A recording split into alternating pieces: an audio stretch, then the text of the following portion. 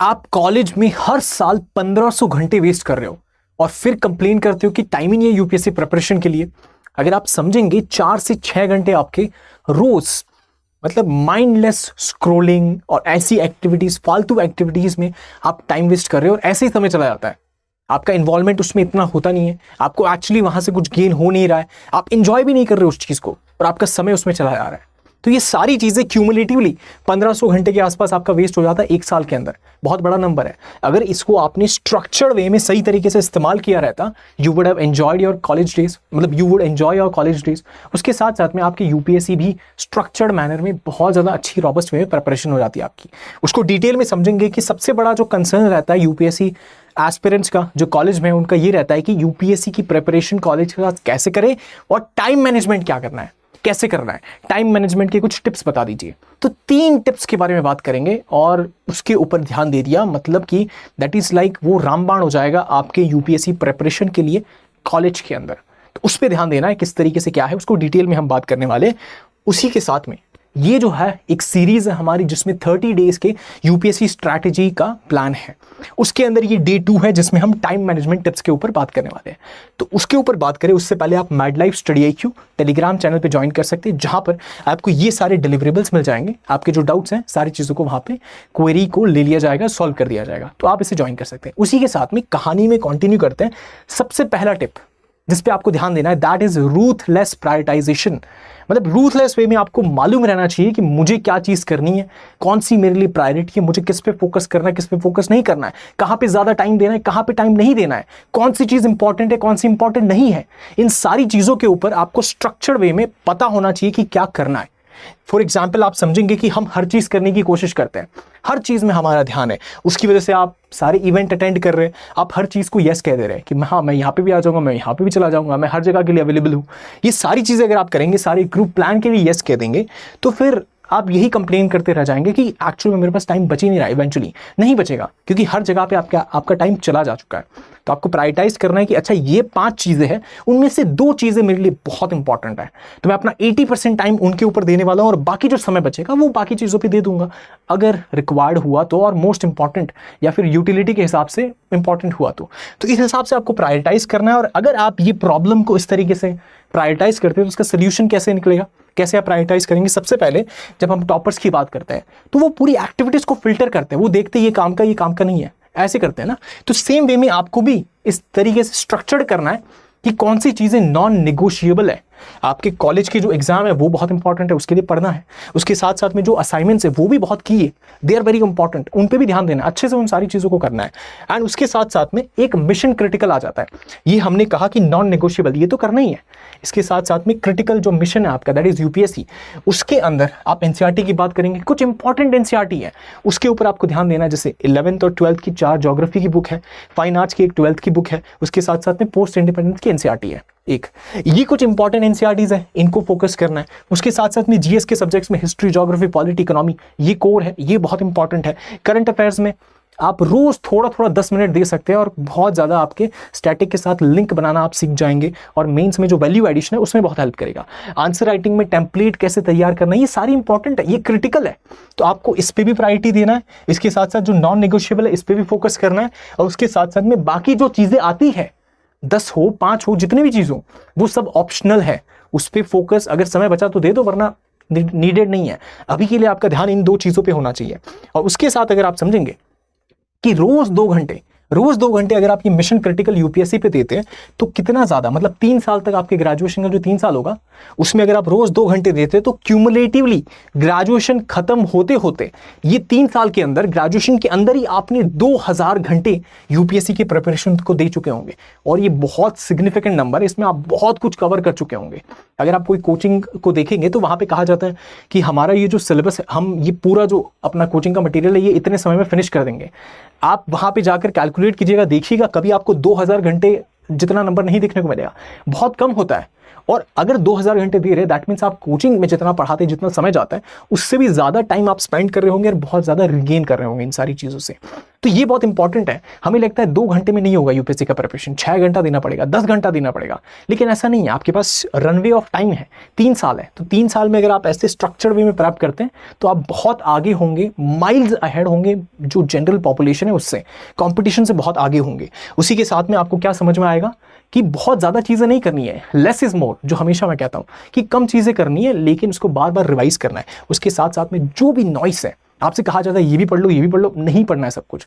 जो आपको लगता है या कुछ टॉपर्स के बारे में आपने सुना, उन्होंने कहा ये पढ़ना है और आपको उन पे विश्वास है, यू ट्रस्ट देम, मतलब आंख बंद करके आपको उन पे विश्वास है, तो वो चीज़ को पकड़ लीजिए और उसी पे फोकस कीजिए। फिर बहुत सारे हर कोई कह रहा है तो उनकी बात नहीं सुननी है, आपको बहुत कम चीज़ें पढ़नी है, उसको अच्छे तरीके से पढ़ना है। उसी के साथ में दूसरी बात आ जाती है, that is calendar discipline. Prioritisation हो गया, आपने स्ट्रक्चर बना लिया, मुझे ये करना है, ये नहीं करना है। उसके साथ में है कैलेंडर डिसिप्लिन। इसका मतलब क्या हो गया कि हमेशा आप देखेंगे आपका समय सोशल मीडिया में जा रहा है, रैंडम कैंपस एक्टिविटीज़ में जा रहा है, जैसे हमने पहले भी बात की। तो इससे बचने के लिए आपको शेड्यूल बनाना बहुत ज़रूरी है, वो आपको डिसिप्लिन में लाएगा।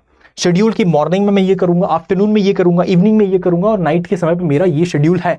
ये सारी चीज़ों को आपको तैयार करना है। और ये कैसे तैयार होगा, मतलब आप ऐसे समझिए, आपका जो कॉलेज का टाइम टेबल है, आपका दिन का भी टाइम टेबल होना चाहिए कि मुझे पूरे दिन ये करना है। अब उसमें मॉर्निंग के स्लॉट्स में लेट्स से आप जीएस या ऑप्शनल करते हैं, आफ्टरनून के स्लॉट्स में आपके कॉलेज की जो क्लासेस है उसको आप मैनेज कर रहे हैं। उसके साथ साथ में इवनिंग में आप करंट अफेयर्स या रिविजन करें। अब करंट अफेयर्स में बहुत स्मार्ट वे में करना है, पूरा ओशन है करंट अफेयर्स, सब कुछ आपको करने नहीं बैठना है। आप टेलीग्राम पे जाएंगे मैड लाइफ स्टडी IQ, तो वहाँ पे जो यूटिलिटी के हिसाब से आपके इस्तेमाल के करंट अफेयर है उनके बारे में बात की जाती है, तो वो आप कर सकते हैं। उसी के साथ में अगर आप देखेंगे कि अगर 2 घंटे मतलब आप टाइम ब्लॉक करते, ऐसे स्ट्रक्चर वे में प्रिपरेशन करते हैं, तो आप बहुत ज़्यादा कंसिस्टेंटली अगर इस चीज़ को करते हैं तो आपको मोटिवेशन पे रिलाई करने की ज़रूरत ही नहीं पड़ेगी, आपको वो रील्स देखने की ज़रूरत ही नहीं पड़ेगी, आपको वो फायर लाने की ज़रूरत ही नहीं पड़ेगी। ऑलरेडी आपका डिसिप्लिन आपको फायर देगा। तो इसी वजह से discipline is more important than motivation. और ये डिसिप्लिन लाने के लिए आपको कैलेंडर करना बहुत ज़्यादा ज़रूरी है, टाइम टेबल बनाना बहुत ज़्यादा ज़रूरी है। जब ये चीज़ होता है तो उसके साथ में आपको एग्जाम्पल से समझिए, जैसे कि मैं पॉलिटी पढ़ूंगा आज, ये बहुत ही वेग इंटेंट है, इससे काम नहीं बनेगा। आपको पूरी तरीके से आपको उस तरीके से कैलेंडर में लिखना होगा कि 7 से 9 के बीच में मैं पॉलिटी में लक्ष्मीकांत पढ़ूंगा, उसका चैप्टर 17 प्रेसिडेंट को मैं पूरा कंप्लीट करने वाला हूँ। आपको एकदम प्रिसाइज स्पेसिफिक में जाकर अपने दिमाग को ये हिंट देना है कि ये टाइम पे तो मुझे यही करना है, इसके अलावा मैं कोई और एक्टिविटी नहीं कर सकता हूँ।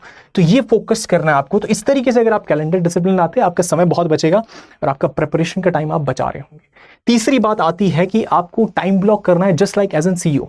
कोई कंपनी है, उसके फाउंडर है, वो किस तरीके से अपना टाइम ब्लॉक करते हैं, कैसे सक्सेसफुल पीपल अपना टाइम ब्लॉक करते हैं, उसी तरीके से आपको भी वो चीज़ करनी है। अगर आप समझेंगे कि मल्टीटास्किंग हम करते हैं तो उसके से रिटेंशन बहुत खराब हो जाता है। आप ये भी कर रहे हैं, सारा कुछ साथ में कर रहे हैं, तो आप दिमाग में कुछ जाएगा नहीं। तो इसी वजह से एक समय पे एक चीज़ करनी है। जैसे कि आप ना ही UPSC पढ़ पा रहे होंगे, ना ही कॉलेज कर पा रहे होंगे, सब कुछ साथ में करने की, मैनेज करने की ट्राई कर रहे हैं। आप कॉलेज की क्लासरूम में और वहीं पर आप न्यूज़पेपर खोल के बैठ गए, अब वहाँ पर उसको पढ़ने की ट्राई कर रहे हैं, क्लास भी चल रही है, उसके साथ छुपके से आप पढ़ने की कोशिश कर रहे हैं, तो वो नहीं चलेगा, क्योंकि आप हमेशा ये रहेगा कि फैकल्टी ने पकड़ लिया तो प्रॉब्लम हो जाएगा। तो ये चीज़ है, तो उस वजह से सारी चीज़ों को साथ में नहीं करना है, आपको ब्रेक करना है उसको। जैसे कि आप समझेंगे ईच ब्लॉक, आपका जो हर ब्लॉक होगा उसमें आप एक टास्क करेंगे, 1 आवर में एक टास्क करेंगे, 2 आवर में एक टास्क करेंगे, जैसे भी है। उसके साथ में कोई ओवरलैप ना हो, कोई डिस्ट्रैक्शन ना हो, और डीप वर्क में आपको काम करना है। जैसे आप GS के सब्जेक्ट करें तो एकदम डेप्थ में, एकदम फोकस के साथ आपको उसको पढ़ना है। और इसकी वजह से होगा ये कि आपका रिटेंशन बहुत ज़्यादा होगा। जैसे आप 25 मिनट्स का पोमोडोरो कर सकते हैं कि 25 मिनट में इसको अच्छे से पढ़ूंगा, तो उसकी वजह से आपका 60% से ऊपर रिटेंशन चला जाएगा, बहुत सिग्निफिकेंट है। और बाकी जो चीज़ है करंट अफेयर्स है, इसको लाइटली आप कर सकते हैं। आप 10 मिनट का टाइम निकाल कर उसको उस तरीके से पढ़ सकते हैं। टेलीग्राम पर आप जाएंगे, वहाँ पर आपको मिल जाएगा।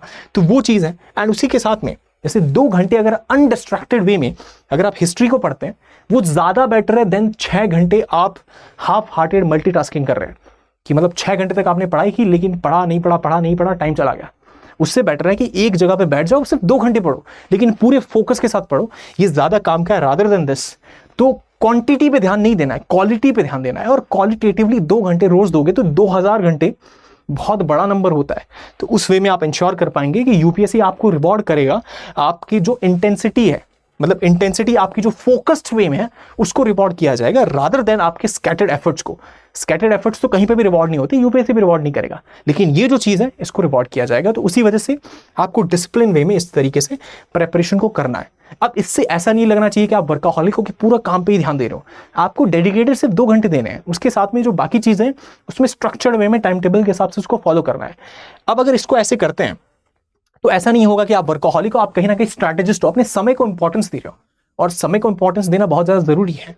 और उसी के साथ में आपका जो हर घंटा वेस्ट होगा कॉलेज में, अगर आप ये चीज़ नहीं करते, इसको फॉलो नहीं करते हैं, आप सिर्फ सुन लिया आपने, इधर आफ्टर फॉलो नहीं किया, कोई यूटिलिटी नहीं है। आपका यहाँ पे भी टाइम चला गया, आपके 10 मिनट यहाँ पे वेस्ट हो गए। तो उसी वजह से आप कि कॉलेज में जितने भी वेस्टेड आ रहे हैं, कहीं ना कहीं आप समझिएगा वो आपकी लॉस्ट अपॉर्चुनिटी है, आपके हाथ से वो अपॉर्चुनिटी जा रही है, वो नहीं होने देना है ना। तो आपको इंश्योर करना है कि आप हर जो स्ट्रक्चर आ रहे हैं वो आपकी कंपाउंडिंग एडवांटेज आपको देगा। इसका मतलब ऐसे समझिए कि स्टार्टिंग में आपको लगेगा यार 2 घंटे पढ़ा क्या हो गया, अगले दिन भी लगेगा क्या हो गया, महीने भर लगेगा क्या हो गया, 6 महीने पढ़ेंगे लगेगा कुछ खास तो नहीं हुआ है, लेकिन 1 साल, 1.5 साल, 2 साल, 3 साल बाद आप देखोगे कि वो इतना एक्सपोनेंशियली कंपाउंड कर चुका होगा कि आपको समझ में नहीं आएगा। आप सोचोगे ये कैसे हो गया, लेकिन दैट वुड हैपन। और ये जो मैजिक है ये आप एक्चुअल में देख पाएंगे इसको 3 साल के बाद में। तो कंसिस्टेंटली आप लगे रहिए एंड इसका जो इवेंचुअल रिवॉर्ड है वो कुछ इस तरीके से आपको देखने को मिलने वाला है फॉर श्योर, अगर आप डिसिप्लिन से अपनी मेहनत को कंटिन्यू करते हैं। एंड उसमें 3 चीज़ें सबसे ज़्यादा इंपॉर्टेंट होने वाली है। प्रायोरिटाइजेशन, मुझे क्या करना है क्या नहीं करना है, उसके साथ साथ में कैलेंडर डिसिप्लिन, मुझे कब पढ़ना है, कौन सी चीज़ें करनी है कौन सी नहीं करनी है, एंड टाइम ब्लॉकिंग कि यहाँ पे तो मुझे यही पढ़ना है, इसके अलावा मैं कुछ और नहीं करूँगा। तो इन 3 चीज़ों पे अगर आप ध्यान देते हैं तो अपने कॉलेज ईयर्स को आप अपने बिगेस्ट कॉम्पिटिटिव एडवांटेज में तब्दील कर चुके होंगे। आपको इतना ज़्यादा एज मिल चुका होगा, आप अपने कॉम्पिटिशन से माइल्स अहेड होंगे because of all those things. तो ये चीज़ें हैं and that was all about this video. इसी के साथ में जो डे 3 है वो कल हम उसके ऊपर वीडियो लाते हैं, उस पर डिस्कस करते हैं। तो उसी के साथ में आई होप एंड विश आपको वीडियो पसंद आया। अगर पसंद आया हो तो do like, share, subscribe to channel, comment कीजिए आपके जो भी क्वेरीज हैं, आपके जो भी थॉट्स हैं। उसके साथ साथ में mad life study IQ Telegram channel को जरूर ज्वाइन कीजिएगा। ये सारे डिलीवरेबल्स मिल जाएंगे। आपके डाउट्स हैं, सारे डाउट्स को 1-on-1 session, zoom session, Telegram live, सारी चीज़ों को वहाँ पर सॉर्ट कर दिया जाएगा, तो आप इसको ज्वाइन कर सकते हैं। उसी के साथ में आई होप एंड विश आपको वीडियो पसंद आया हो तो लाइक करें, शेयर करें, सब्सक्राइब करें। And thank you so much for watching. See you in the next video.